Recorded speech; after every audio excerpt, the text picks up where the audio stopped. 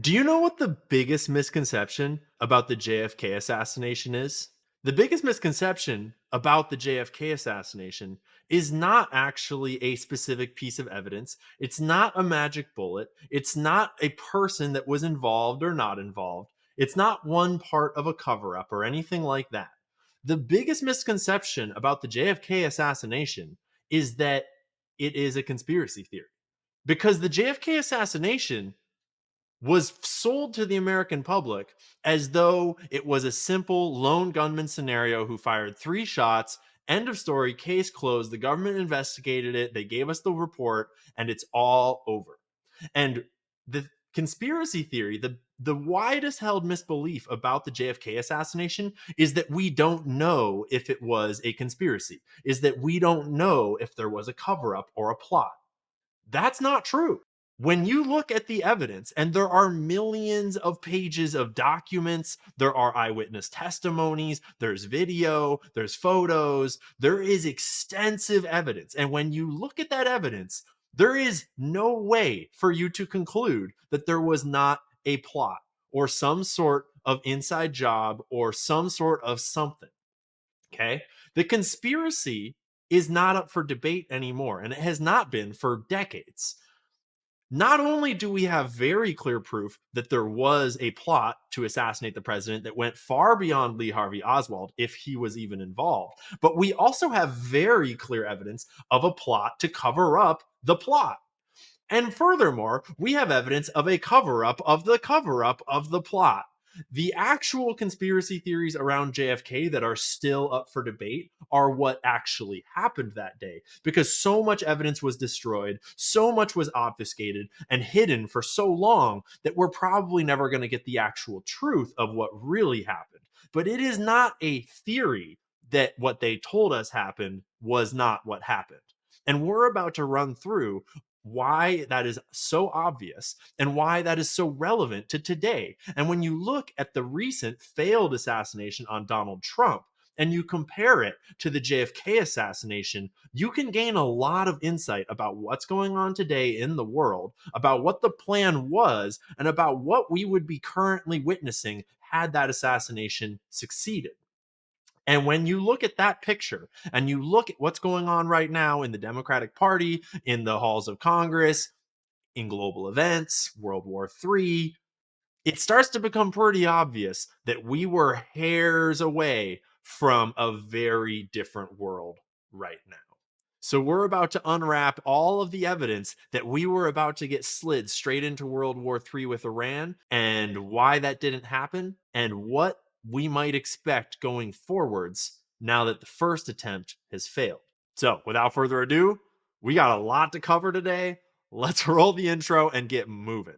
Conspiracy theories are dangerous. Information is the oxygen of a democracy. With Republicans, with progressives, with libertarians, because this is not about right and left, this is about right and wrong. It's so sick we can't talk about it. Our security is at stake.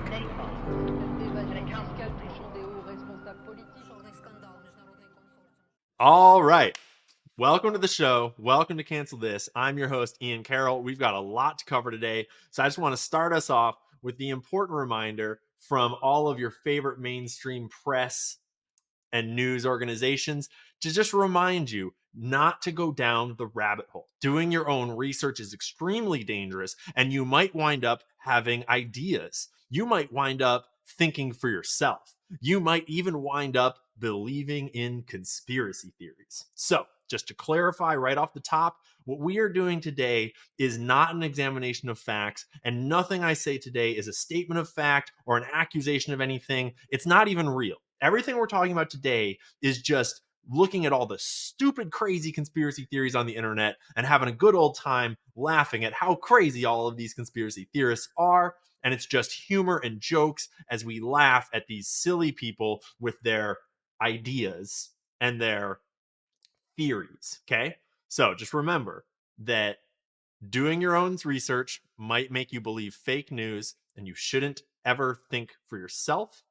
Trust the media to bring us the vetted facts, the true reporting, just as they've always done. And we're going to start with what they told us about the JFK assassination all the way back in the 60s. Good afternoon, ladies and gentlemen. You'll excuse the fact that I'm out of breath, but about 10 or 15 minutes ago, a tragic thing, from all indications at this point, has happened in the city of Dallas. This is Walter Cronkite in our newsroom. Here's a piece of copy that was rushed to me and was torn off from the United Press. President Kennedy has been shot in Dallas. Along with Governor Connolly of Texas, they've been taken to Parkland Hospital there, where their condition is as yet unknown. Not merely peace for Americans, but peace for all men and women. Not merely peace in our time, but peace in all time. I speak of peace because of the new face of war. Here at Parkland, that Governor Connolly was shot in the upper left chest, and the first unconfirmed reports say the president was hit in the head. That's an unconfirmed report that the president was hit in the head. Most of us weren't alive during the 60s when JFK was shot. And if you were, you'll remember a lot of this, and you'll still have a lingering feeling of like, what the fuck happened, right? Because it's important to remember that JFK was a very complicated president, and there's a lot about him that was not ideal, but there's a lot about him that was very idealistic, and a lot of his interactions around the globe with world leaders was in the direction of peace as opposed to global war. And this was at the outset of the Cold War. This is as the CIA was starting to manufacture the narrative of the Cold War, and we were saber rattling and starting armed conflict in Vietnam, but US troops were not officially deployed to Vietnam yet. And so we were at a critical turning point in the global war on communism, the Cold War, at which point it was extremely important to certain powers that be that war escalate, and that other conflicts around the globe escalate in specific ways that were about to cause a global Cold War. That global Cold War turned out to be highly profitable for a lot of people in the West, a lot of the people involved in this assassination, and it turned into a piece of history that allowed a certain, shall we say, national storyline to develop, one of a security intelligence apparatus that spies on us all the time. One in which the CIA conducts covert operations inside the US, not just outside the US. One in which, shall we say, the CIA's specialty with elections abroad totally stayed abroad.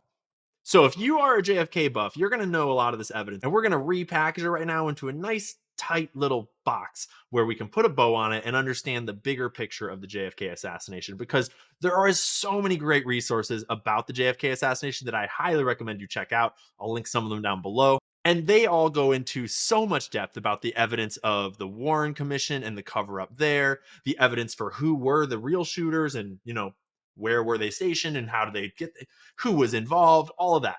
But today we're just going to stick to the simple facts, the conspiracy theories that just point out the fact that we know enough to know that we were lied to in a huge way.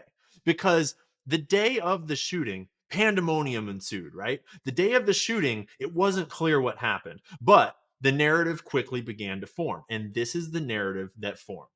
So this is the story as it was officially told to us. 3 shots were fired by a lone gunman named Lee Harvey Oswald from the 6th floor of the Texas School Book Depository building. Gosh, that is so hard to say. He then, we didn't know this at the time, they didn't find it at the time, but he stashed his rifle in that room, ran out of the room, ran to the back staircase, ran down the staircase, escaped out the building, was later arrested at a movie theater after shooting a police officer when he tried to flee, and was taken into custody. That was when the story started to emerge about who the shooter had been and what had really happened. 3 bullets fired. They've got the guy in custody. And then once they have Lee Harvey Oswald in custody, this is like international news. This is the biggest story in the world. There's coverage from everywhere. There's media, there's journalists, there's reporters. And Lee Harvey Oswald starts shouting to the cameras on live TV, "I'm just a patsy. I didn't kill anybody." Suspect, will you roll it, please? People have given me a hearing without legal representation or anything. You shoot the president? I didn't shoot anybody. I emphatically deny these charges. For precautions necessary. Precautions will be taken, of course. Is there any doubt in your mind, Chief, that Oswald is the man who killed the president? I think this is the man who killed the president. I'm just a patsy. I'm just a patsy. Okay? Not a good look if that's true. And if you are, let's just imagine, conspiracy theorist tinfoil hat time, imagine that there was a bigger plot and imagine that he was just a patsy and he's alive and he's about to start talking. Okay? And it comes out way later that there's actually a lot for him to talk about because he's been hanging out with the CIA for a long time now, working for them. But it's really important that he doesn't say any of those things. So just conveniently, this guy named Jack Ruby walks up in broad daylight in front of cameras and shoots him and kills him.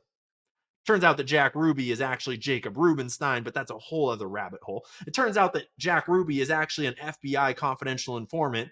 Didn't know that at the time. They covered that right up. Whole other rabbit hole. But now the patsy is dead. Thank goodness. And the investigation can continue as planned.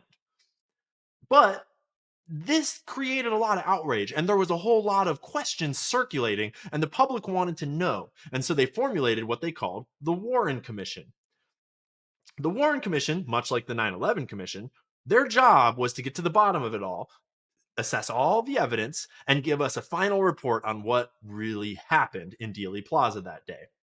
The problem was the Warren Commission was composed of some pretty questionable characters. Most famously, Allen Dulles, the ex-director of the CIA, the guy who had basically birthed the CIA into existence, along with his brother John Foster Dulles, in order to, shall we say, do the bidding of their corporate cronies around the world, overthrow governments like the government of Guatemala when they were doing things that the corporatocracy didn't like.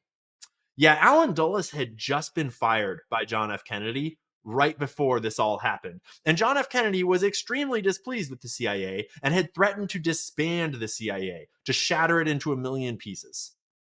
That was not going to fly. But Allen Dulles was kicked out of the CIA and couldn't do anything about it.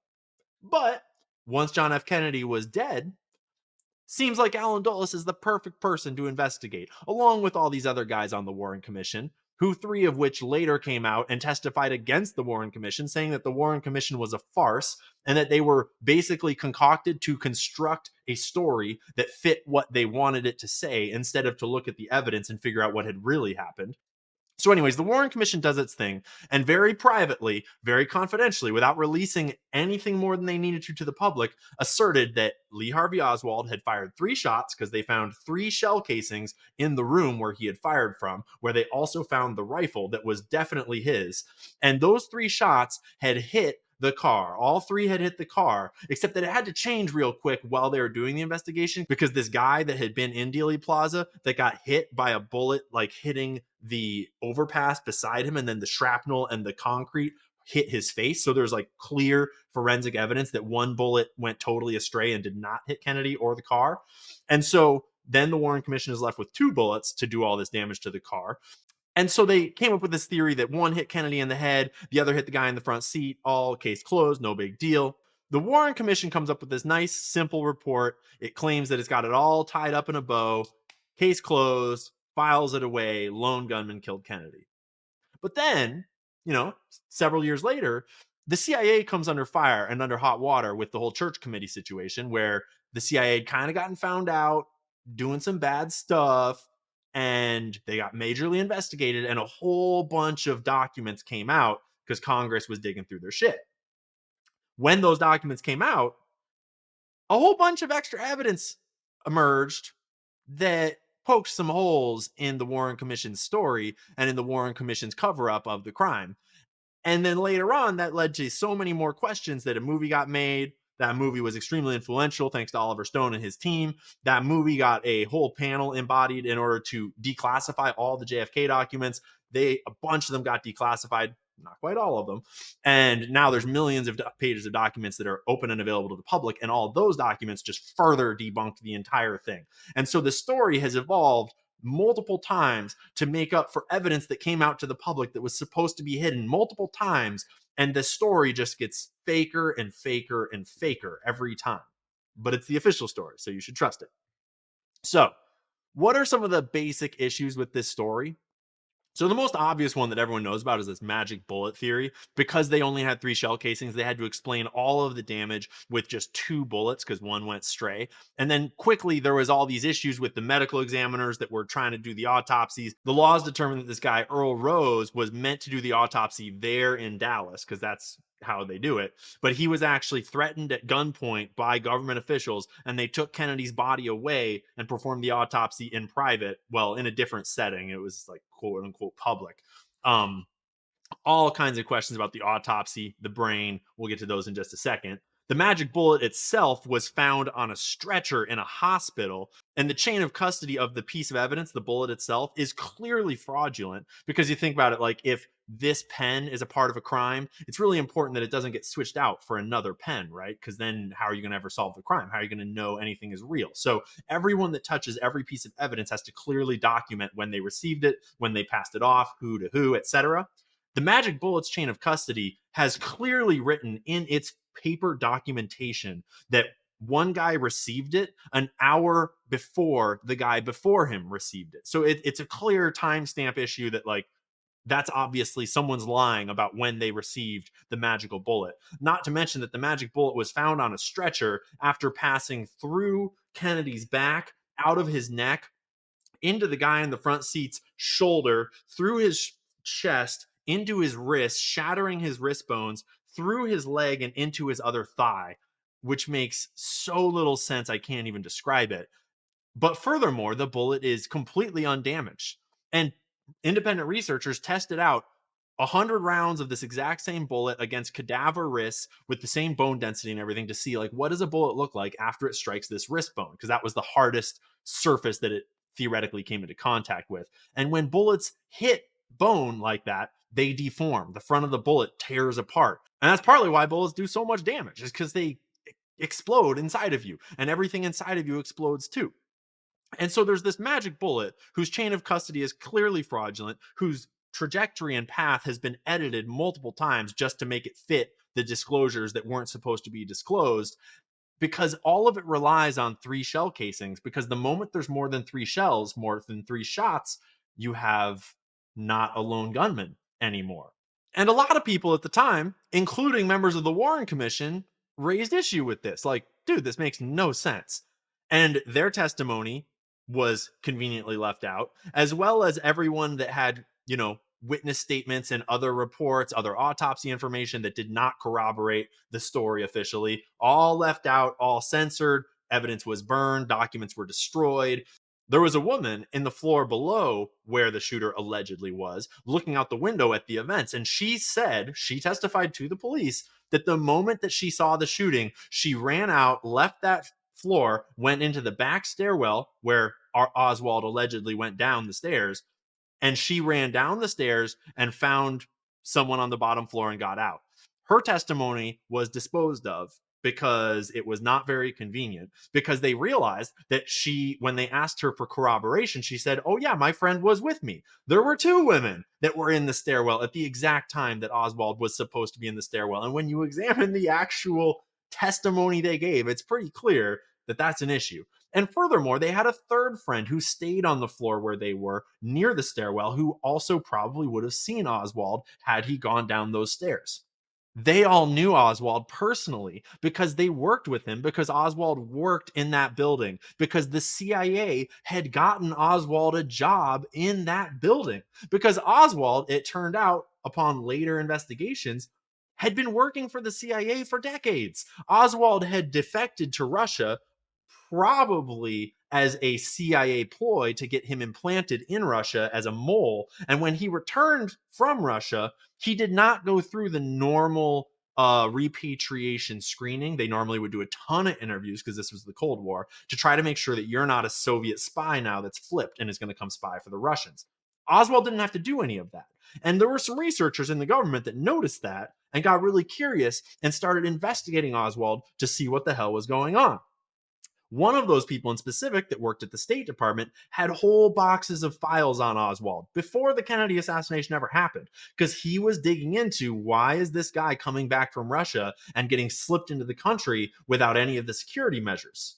That guy got fired from the State Department 17 days before this shooting happened, and all of his evidence was kept out of the Warren Commission and pushed away as though it did not exist, because it all clearly implicated that the CIA had been working with Oswald for a very long time. He had been a plant in Russia. He had been an agent provocateur in the whole socialist Cuban, movements around the United States. He was a CIA agent provocateur.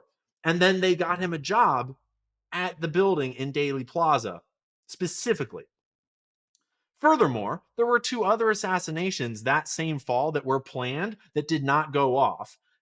Both of those had the CIA's fingerprints all over them too. And when people started to dig into them, they quickly found potential CIA patsies in both of those instances too. People that worked for the CIA in some form that had a similar rap sheet to Oswald that could be, turned out and cut loose if they needed to be, who had been given jobs in buildings with perfect lines of sight to motorcades that Kennedy had planned. Neither of those went off. And then in Dallas, it succeeded. Well, a version of it succeeded. They utterly botched the whole thing. But so there's all these witnesses reporting things that don't line up. There's all this bullet shit that doesn't work. But beyond all that, the gun is not even the gun. The gun that was brought in as evidence does not match the rifle that Lee Harvey Oswald bought from the magazine where they traced the gun. It's not the same gun. It doesn't measure the same length, and the strap attachments are not on the same places. On Lee's gun, in his family photos that his wife took of him, the strap attaches on the bottom of the gun. And in the rifle that they brought in as evidence that was allegedly his gun, the strap attachments are on the side. Oopsies. Although they did the ballistics testing and the bullets were clearly fired from this gun, it's clearly his gun. Just another piece of the story that was an attempted cover-up, and they weren't prepared for the level of botched that this shot would take. Because had it been, one clean shot, had the shooter actually succeeded on the first shot, maybe they wouldn't have had to fire all these other bullets that just peppered the car with gunfire.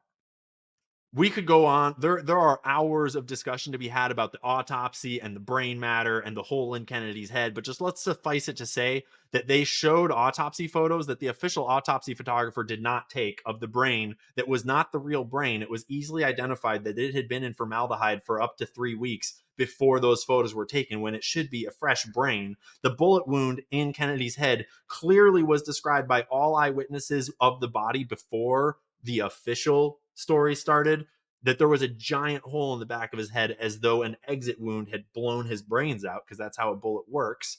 And then they showed us autopsy photos that were basically a stitched together head. The photos had been modified and it did not match anything that anyone else had seen prior. The photos of the brain didn't match the brain that anybody had seen prior. There are, there's even theories that Jackie killed him, and it's like, dude, I don't know, man. I don't know who killed him. The driver, the Jackie, the man in the manhole, any of the other mob assassins all around the plaza. Who knows? Who knows? Who knows?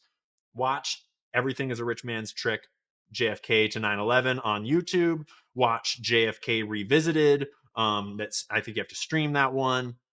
There's a lot of good resources with a lot of different evidence and a lot of theories. If you want the theories on how it really went down that are theories, Everything is a Rich Man's Trick on YouTube. It's not necessarily 100% true. It's just a lot of good evidence for you. So anyways, the body was clearly botched. The head wound clearly botched. They even had to change caskets. There's a whole rabbit hole on him going inside of one casket and then coming out of the plane inside of a different casket. It's a mess. And when you start to look at all the evidence, it becomes apparent that there were lots of shooters in the plaza that day, just in case something went wrong, because they needed to kill Kennedy real bad for multiple reasons. And when the first shooter did not succeed, maybe it was Oswald, maybe it was someone else, every other shooter started to open up and bullets came in from all directions. And that's why in the Zapruder film that was later declassified, you can see that he's been shot in the neck first when it goes behind the sign, and then later his head kicks backwards as he's shot from the front through his head. And there should be no shooter in the front if there was only one shooter, Oswald, in the book depository behind him. So the story completely crumbled. And there is ample evidence that not only did that story crumble, but there's also ample evidence of the active cover-up of all other evidence that did not align with that story. And then there's evidence of them trying to cover up the cover up by re-explaining everything in new ways, presenting new evidence, trying to get witnesses out. Like, it's completely mind-blowing. So, what does it mean about world events when you look at the big picture of the Kennedy assassination relative to what Kennedy was doing around the world and what these global powers, what this deep state, whatever it was, these government agents wanted to do? John F. Kennedy had gotten into office by sort of sweet talking his dad and his dad's mafia and mob connections into making them feel like he would play ball with their sort of deep state organized crime agendas. And once he got into office, he sort of backstabbed them a little bit. He was not as pliable as he made it seem like he would be. He sort of played the game a little too well. And they were not happy about that one bit. Israel had also recently stolen nuclear technology from the United States via a mole in the US state apparatus. They were stealing not only the nuclear technology, but also highly enriched US nuclear materials in order to make their own bomb. And Kennedy was pushing extremely hard for inspections of the Israeli nuclear facilities and was pushing to shut down the Israeli nuclear program. He didn't succeed at that. And to this day, Israel has nukes that no one will acknowledge they have, but everyone knows that they have. And they have not signed the International Nuclear Treaty that all other Western nations that have nukes have signed. That's not a secret. That's not controversial. We all know that Israel has nukes. They stole them from the US. Kennedy was on them about that nuclear program, and then suddenly he wasn't on anything. Furthermore, he had threatened to disband and dismantle the CIA. They don't want that. Oh, yeah. I didn't even mention JFK taking down the Fed by introducing a bill that would make silver-backed US currency a thing again. And you can't have that. So the dollar needs to be protected at all costs. And by protected, I mean that the bankers need to keep control of the fiat currency. And if you're going to try to back our currency with something like gold or silver or Bitcoin or what have you, you can go blow your head off, because they ain't going to have that. But there's all sorts of theories about how probably Israel was involved in a big way. Probably the CIA was involved in a big way, including Allen Dulles himself. Probably Lyndon Baines Johnson, the vice president who became the president, who then, enacted all the things that these deep state players wanted. He was probably involved with some level of knowledge or whatnot. And the mafia and the Jewish mob were almost certainly involved, probably supplying a lot of the shooters on the day of the crime.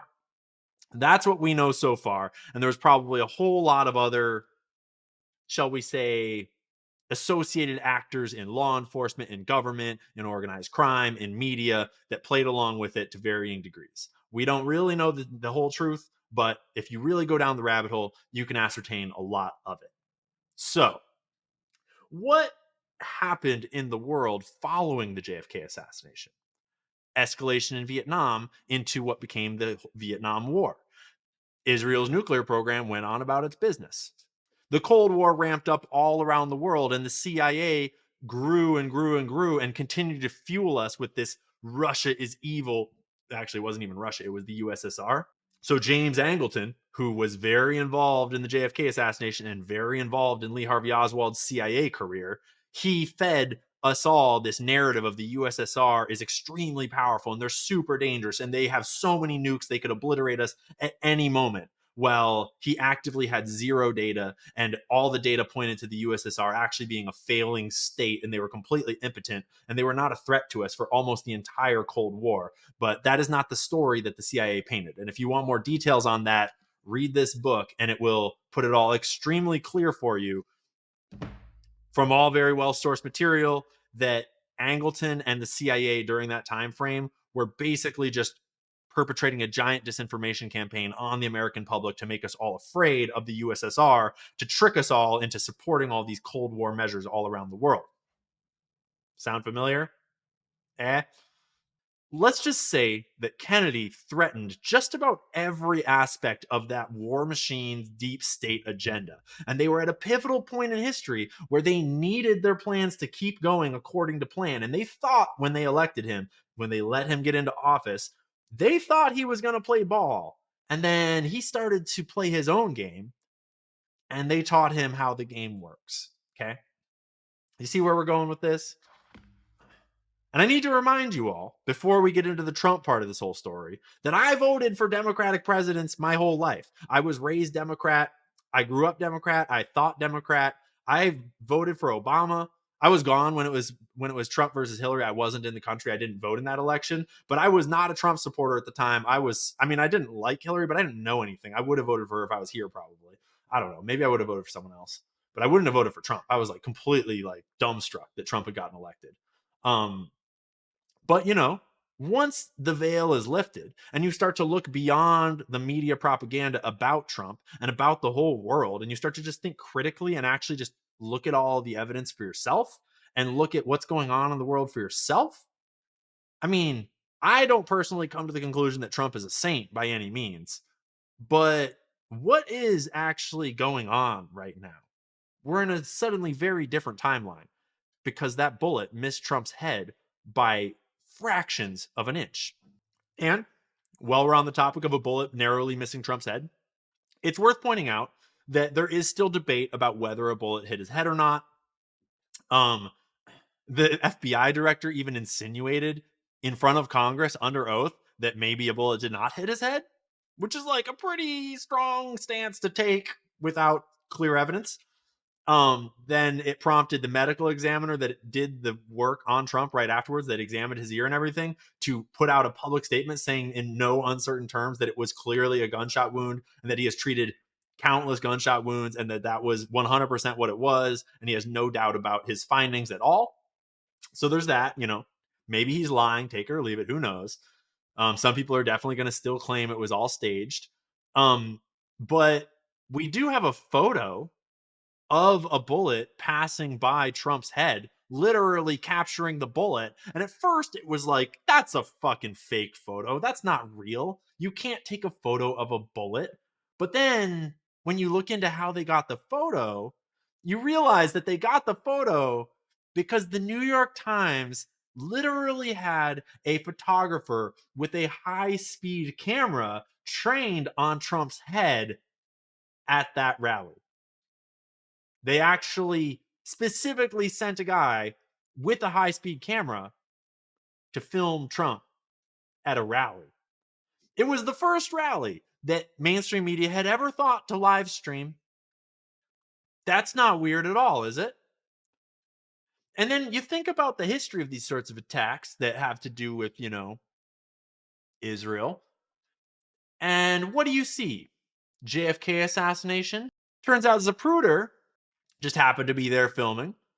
Then you think about 9/11, you're like, that whole dancing Israelis thing was because they were there to film the attack.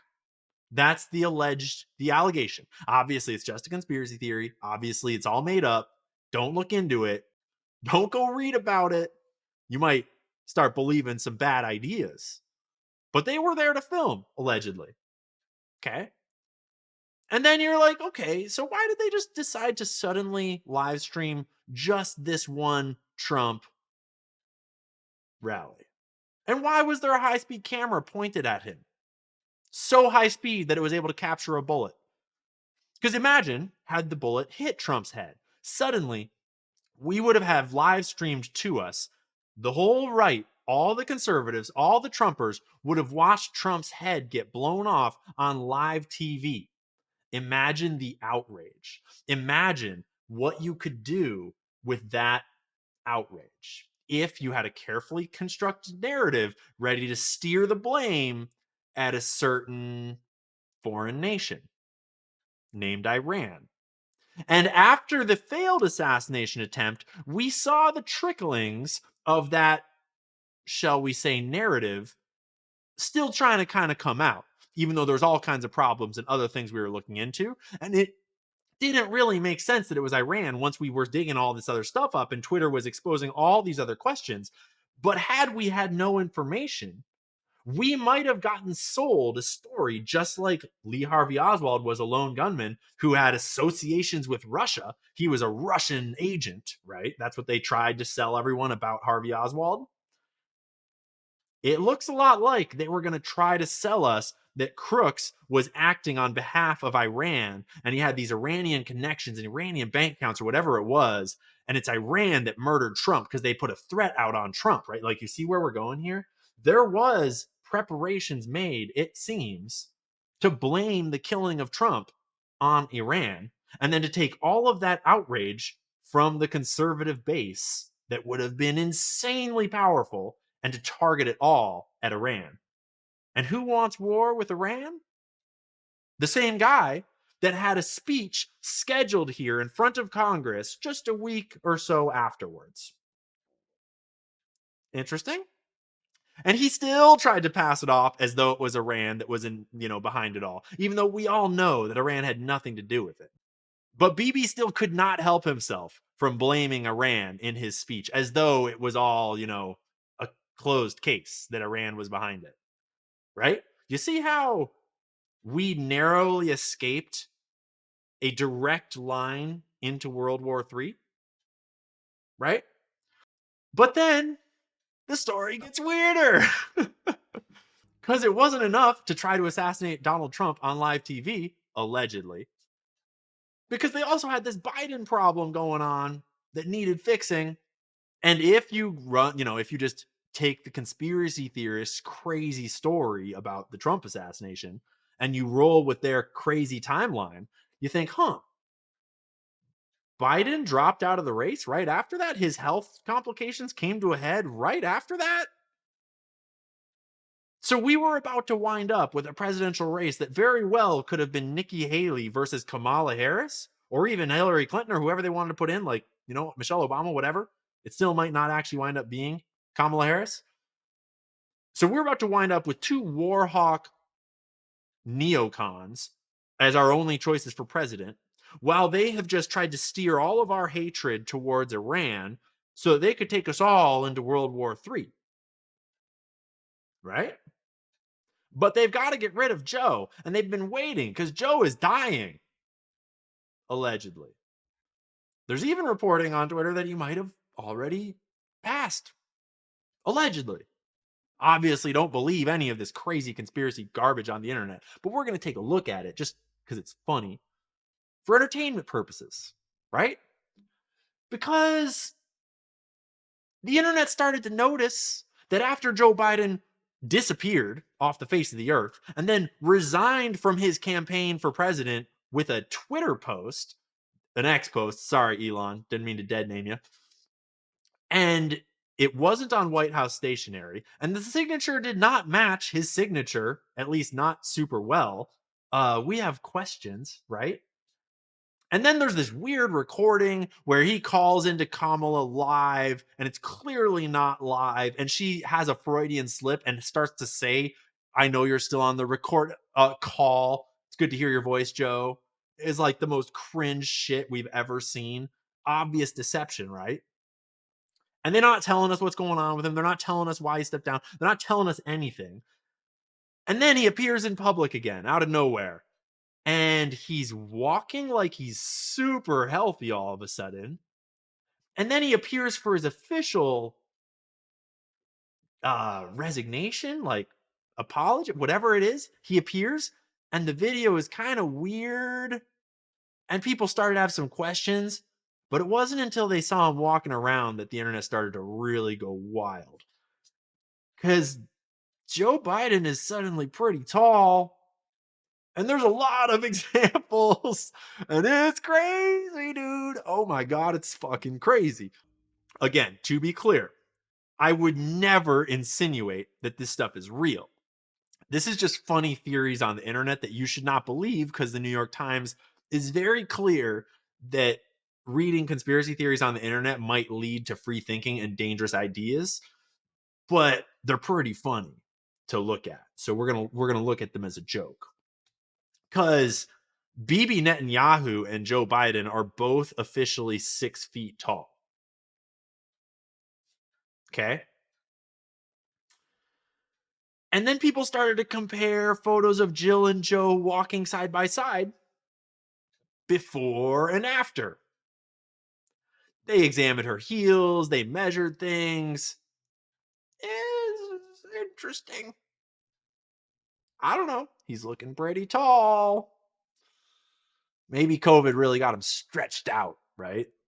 And that's not even to mention the whole face thing. And I did a whole expose on the fact that the CIA has had, CIA like skin masks for decades. It's detailed in this book that they had them. It's detailed in this book that they had them. It's not a secret. You can even watch the wife of the man who invented them, who she later was in charge of that whole program. She has given TED Talks about it. She once briefed President George H.W. Bush in the White House, in the Oval Office, wearing one of those masks, and he didn't realize it was a disguise. That's how they're so good. Skin masks do exist. They're real. Obviously, this isn't one of them. Like, obviously, this is Joe Biden. But I'm just saying you should be aware of that kind of stuff. And I did a whole video about it on the short form platforms this week that did pretty well because everyone's got some questions. And we're not going to get any answers. But one answer that I can give you is that when you look at Joe Biden's ears, people are going into like, why has he got these weird ear holes all of a sudden? It's like, actually, I looked. He's always had those weird ear holes.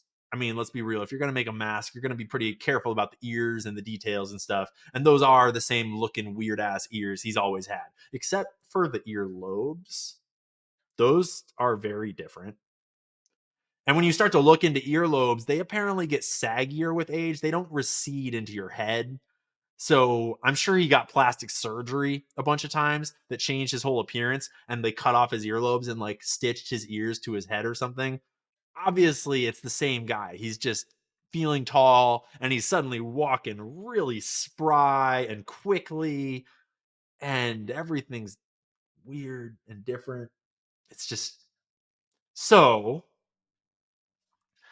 Just to humor these crazy conspiracy theorists, if we just watched an assassination attempt on Donald Trump orchestrated by, I don't know, like the deep state, whoever they are, and then right on the heels of that, we get like a coup inside the Democratic Party and Biden gets replaced with like new Biden, and he endorses Kamala and all this weird shit. What is going on? And when you look at it, what's going on is a fucking cover-up scramble to try to fix this shitstorm of them missing their shot on Donald Trump. And then the secondary shooters also missing the shot because it looks like there were at least 3 shooters. We got evidence of maybe on the water tower, evidence of maybe in the windows by the building. There's all kinds of, like maybe in a tree stand. There's all kinds of theories right now. And we don't know what's real. But the audio analysis that we've been looking at for a while now pretty clearly shows 3 different audio signatures of 3 different rifles shooting on that day. Not entirely clear who shot what was what, but we have reason to believe that at least 2 different people shot at Trump. Who knows when we'll get answers, if we ever will. We're certainly not going to get answers about this whole Joe Biden thing, I don't think, although it would be badass if we did. So then, on the heels of all that, Bibi Netanyahu, the devil himself, comes to America to address Congress. And Nick Fuentes brought back this total gem of a stat that during his previous address to Congress in 2015, Congress interrupted his speech 39 times for standing ovations. 25% of the duration of the speech consisted just of applause. Holy shit. And oh boy, did they outdo themselves this time. Most people had different counts, but it was something around 49 or 50 standing ovations in his single speech at Congress this time. It was atrocious to watch. I turned it off. I didn't even watch the whole thing. Totally shameful. Some people apparently broke into his hotel and released maggots and bugs and shit in his conference room inside of his hotel at the Watergate, which is awesome. I mean, obviously don't ever do that. I would never condone such a horrible act of anti-Semitism, but it was entertaining.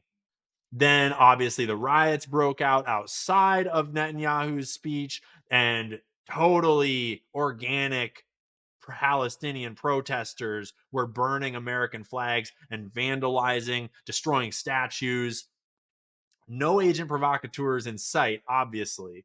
If you want a more thorough breakdown of that, Candace Owens has been doing great digging into some of the people that were at those protests and whether or not they were actually organic and whether or not they were actually what they seemed to be. In the meantime, James O'Keefe and O'Keefe Media Group are doing what they do and just exposing the shit out of weird, corrupt government agencies. This time they're going after Act Blue, which is how the Democrats are funneling all of their money in through small donations through, regular people that donated once or twice. They'll use their name and send in thousands more donations through their name to launder money into Democratic Party. And so that's how Kamala Harris raised like record amounts of money in a single day through all small donations that were totally organic. But O'Keefe's been doing this hilarious reporting where he'll find in the public record that like, weird. FEC database shows that this person donated like 475 times today or something like that. And they go to the person's door and they ask them, hey, have you donated like $400,000 to Act Blue in the last 2 years? And the person is like, what the fuck are you talking about? Because they didn't, obviously. Because they are laundering money into the Democratic Party, because the Democratic Party is currently the CIA party, okay? If you aren't aware of this, open your eyes.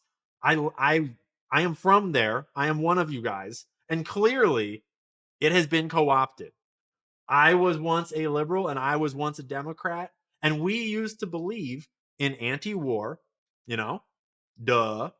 anti-big corporations, regulate the big corporations like big pharma, like big agriculture, like the military industrial complex and the banking sector. We used to believe in holding the powerful accountable, in freedom of speech, because that is essential to journalism. And somehow a whole bunch of people have been tricked into thinking that the Democratic Party now stands for war at all costs. Otherwise, you're going to kill democracy. Don't question Pfizer or any big corporation because they have your best interest in mind as they pay for your advertising on your news stations. Don't hold anyone accountable, least of all the banks post 2008 as Obama comes in and bails them all out. The fuck happened to the Democratic Party? It's about time we go back and take back the left. Not even to mention that like now suddenly you can be pregnant and a man. It's like science? We'll just edit science. Let me remind you that science is built on questions. The whole foundation of science is that anything scientific is replicable, as in, if it's true, you can replicate that experiment and you'll get the same result. And it's only through asking questions, forming hypotheses, and testing those hypotheses that we know what's real. And anyone can read science, anyone can understand science, and anyone can practice science. And if you're not supposed to question the science, that's not science. That's dogma. That's corporate propaganda. That is totalitarian bullshit shoved down your throat so hard you can't breathe. And I don't mean like I took a fuckload of fentanyl and I'm about to die, can't breathe. I mean like open your fucking eyes, guys. Anyways, I'm on a tangent. I'm fixing to like go and take back the left. Someone's got to do it, dude. We need both sides. Like we need the conservative, like rights of the individual, conservative values, what's worked before still works. We need that in our lives. But we also need like the power of collective governance to regulate the too rich and the too powerful, to regulate corporations, to regulate billionaires. We need both sides. We need individual liberty on the right, and we need collective accountability on the left. And we need both of those to be holding the powerful to account to protect the rights of citizens and regular people and their freedom of speech, their freedom of expression, their right to bear arms, which the government shall not infringe, all of the rights that our constitutional republic ensure to us. We need both sides of the political bird to be working together for us instead of getting co-opted by the fucking CIA to trick you into believing a bunch of bullshit. We are currently at the outset of World War III, and we have a chance to avert it. And believe it or not, Trump is probably the guy that will avert it. And that's a whole other topic. But he is currently in talks with the president of the West Bank of Palestine. He's currently in talks with Netanyahu. He's currently in talks with Russia and Putin about a ceasefire in Ukraine. He's good friends with Kim Jong. He is actually diplomatic with all of these evil people that we're supposed to be at war with. But if you think about how do you achieve peace, it's by talking to people. It's by having diplomatic solutions so that you don't have forever wars. But who is it that wants forever wars? That would be the military industrial complex, the CIA, and their fucking cronies that have taken over the Democrat Party for the last 8 to 12 years. You dig, Democrats? And so you have been told that Trump is like Satan himself and he's a horrible person. Yeah, maybe he is a horrible person. I don't know. But when you actually start to look at his actions, you realize that he is the anti-war candidate, which is so fucking weird. But the fact that he is the anti-war candidate is very likely the reason for the assassination attempt in the first place. Just like JFK, which, by the way, Trump was pretty fucking good friends with, was it JFK Jr.? That's a fun rabbit hole. That's a whole other rabbit hole. Be careful what you read down that rabbit hole. You might wind up believing some pretty dangerous ideas. So just remember that everything we've been told probably lies, and everything that you're going to find along the journey to truth is hard to trust. And I don't know what of what I've shared today is for sure true. I don't think any of it is for sure the way it is. Like, it's all just, probabilities of truth. Is it certain that Joe Biden is still alive or is not alive? No, I have no idea. But I do know for sure that there is a greater than 0% chance that he has been replaced. Might be a small chance, but it's worth following the story because it's hilarious and it's crazy. And if it is true, holy shit. Right? So you don't need to believe everything you see. When someone presents evidence, you aren't going to immediately make that your opinion, and you shouldn't. You should just be taking in information from all the different theories, all the different researchers that are presenting information to you, and just judging, like, does that match my worldview? Does that rearrange? Does that fit with the other theories I'm looking at? Does this fit? Does that debunk? And you just slowly paint the picture in degrees of likelihood. It's not super likely that that's what's going on, but I'll keep my eye out. It's super likely that that is what happened, but I'm open to evidence to the contrary, right? This is the Socratic method. This is just the process of being a regular, rational adult. And it's not a problem if someone thinks a different think than you. It's okay if someone arrives at a different conclusion than you. You don't have to start fights with people. You don't have to be mean to people. You don't have to hate anyone, okay? It's all just ideas. And we're all just regular people that are getting fucked by the Federal Reserve and working day jobs until we die. Okay. We are all way more similar than any of us are to these evil people at the top, regardless of what party you're in, regardless of how you vote, regardless of your identity politics. It does not matter. Like, a Trump supporter is probably more similar to like a trans Black Lives Matter activist than either of them are to Larry Fink. Okay. Just remember that next time that you're getting in a fight on Twitter, or next time that you're hating on someone in real life for thinking something different than you. We're all just people, right? And everyone's just trying to do the best by themselves, the best by their family in a world full of poison, full of greed, full of inequality and bullshit. So just try to be nice to each other. Try to build some bonds and some bridges instead of breaking people down and starting fights. Try to seek the truth. Do your own research. Go down the rabbit holes. Fuck the New York Times. Think some crazy ideas. Have some free thought. This is America after all. While it's still legal, use that freedom of speech for whatever the fuck you want, right? Drink some water. Be nice to someone today, and I'll see you in the next one.